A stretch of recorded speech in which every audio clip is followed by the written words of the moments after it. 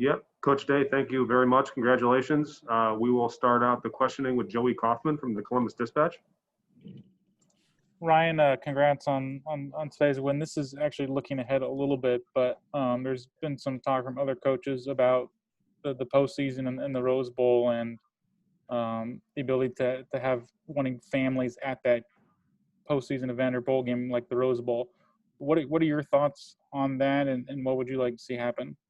Yeah, I haven't. I honestly have not even thought about that yet. I mean, every ounce of my energy has been focused on this game. It was a really hard week for a lot of reasons. Losing Chris Olave and Baron Browning and Drew Chrisman and some major contributors in all three phases. It was tough. And then we lose Jackson. And, it was stress. And we knew this was not going to be easy. This is not a team that gives you anything. And so all of our energy has been focused towards that. I did see the comments that were made. I also agree that I think, families need to be there. These guys have been away from their families for a long time. Now, the logistics and all that, I have not put any energy into thinking through that, so it's easy for me to say.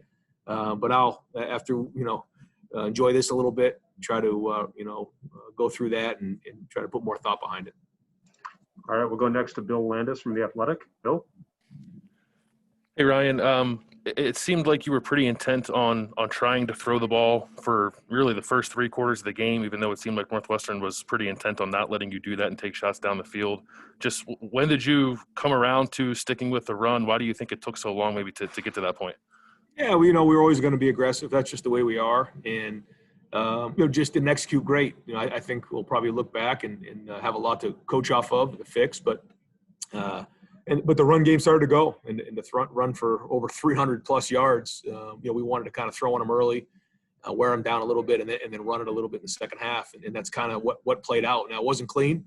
Certainly didn't execute the way we wanted to. But, at the same time, at the end of the week, we're losing guys that we've been practicing. We had 10 days of practice with certain guys in certain spots, and then we had to move people around. It wasn't clean, and not making excuses, just what it was. That's what this whole season's been. I mean, this game was a microcosm of what these kids have been through this season. They've been through adversity. They've been through a lot. And I just think that this team is gritty. They're tough. They pull for each other. There's been games where the offense has played really good. Defense just been okay. And now this game's kind of, vice versa a little bit. And I got to tell you what, this is one of my favorite teams I've ever been around. And maybe not because, of what's gone on all the time on the field, but more importantly, that just this team is so tough. They've been through so much, and they just don't flinch. And I cannot give this team enough credit. And I'll say this.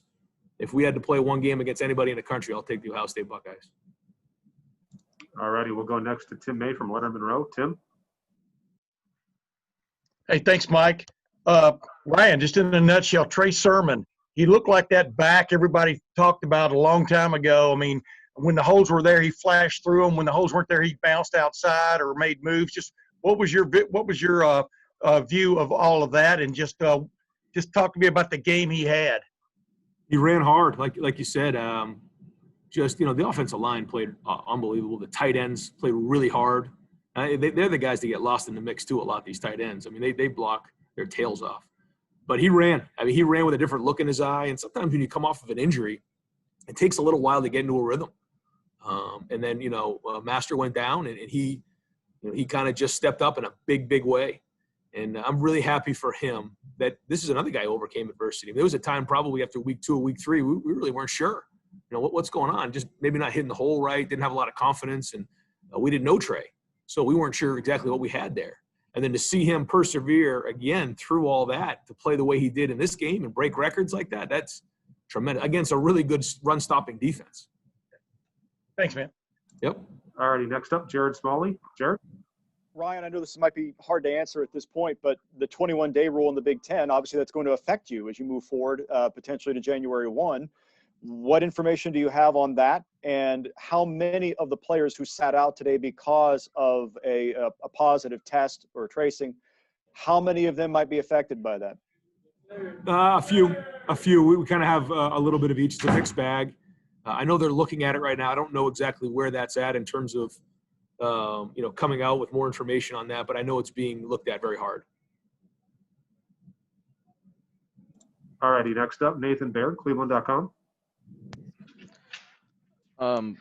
Ryan, can you kind of go into more detail with Chris Olave, just what it's like to tell someone like that they're not going to be able to play in a game like this, and then just also what his absence meant for the team? It was significant. I mean, this is a guy who's just been unbelievable for us in big games. And then, a few days before the game, you don't have him. You kind of go into scramble mode, and then you have to move guys around. I thought Julian, though, stepped up and played a lot of reps for us. He played gunner. He made some nice catches early. So he did a good job stepping up and playing for him. But, when you have a rhythm with somebody, certainly, Justin and he had a really good feel for each other. That was significant. But it's not any kind of excuse. I thought Julian played well. Garrett made some really nice catches. He played well.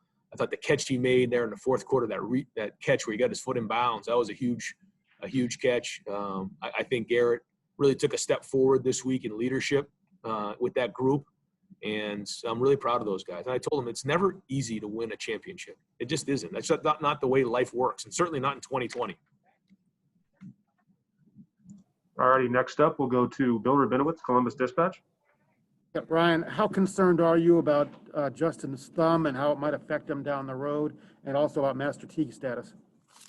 Yeah, I think it looked to me, and just talking to him quickly, like it was just a sprain. So I think hopefully he'll recover pretty quickly from that. But we'll have to see. I don't know much about it. Master, was out of the game. We'll have to just kind of see what the doctors are saying about him right now. Over the next couple of days, and then we'll try to get you an update.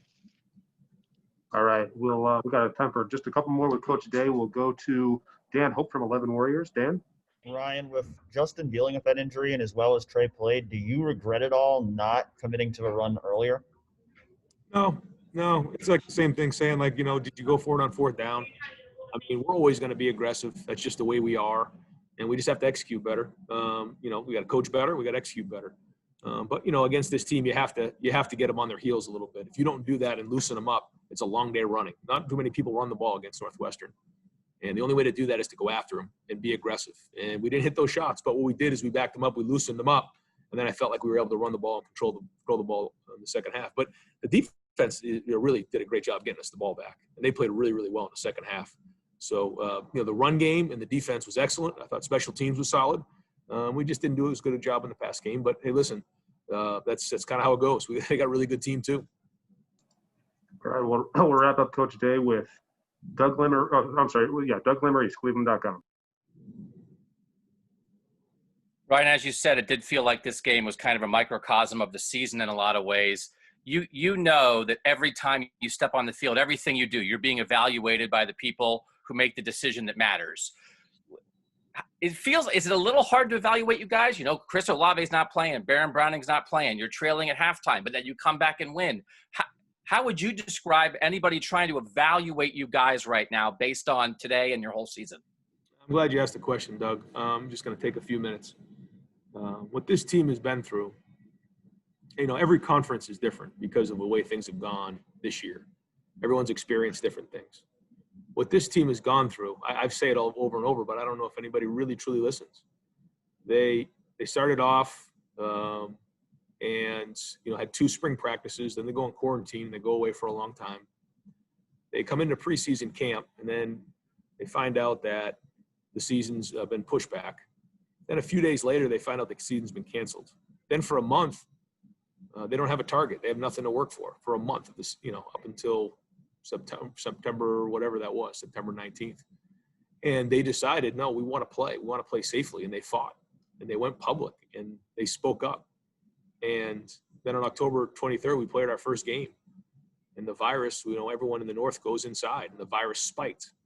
And because of that, we had to deal with players being out of games. We had to deal with cancellation of games. We had a hard time getting into a rhythm on all 3 phases.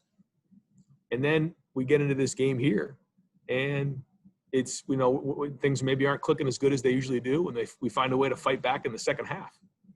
And in a world where it's all about wins and losses, this team has learned so much this season, which is like the reason why we even started playing college football in the first place. It's the reason why we play and we started coaching, was to see the growth of young men like this. And all I'm going to say is this. People can say whatever they want. They have their opinions. I'm not going to talk about other teams because I think we have enough to talk about positively about our program. But I'll say this. If we have an opportunity to play anybody in the country in one game, I'm going to take the Ohio State Buckeyes. I feel strongly about this team. We're made of unbelievable character, and they've been through so much. And I think there's a lot of people in the country that would agree with me. All right, Austin, I think you just had one clarifying question. Yeah, Ryan, with Justin Stump, that didn't look like it happened until late. Is that right? It was Yeah, I don't know exactly when it happened, but yeah, you're right. It wasn't something that happened in the first quarter or something like that. okay. I forget. And the one guy who doesn't seem to be getting a lot of attention for what he did is Justin Hilliard today. Oh my God! How about the interception he had in the one-on-one? I mean, he played his tail off. Yeah, I mean, there's because of the game and because of all the things that people are going to want to talk about. There's a lot of things that happened today that people need to, really respect the fact that we won a Big Ten championship. And this is like Proctor's interception, like you said, Justin Hilliard, some of the punts. How about Zach Hoover stepping up? I mean, he never punted before in a game. I think that was like the first time he's ever punted. He did a great job. Julian Fleming stepping up in a big way. Dallas Gant having to play in a big way. I mean, there was a lot of guys that stepped up to win this game, and it doesn't just happen. And I'm really proud of this team.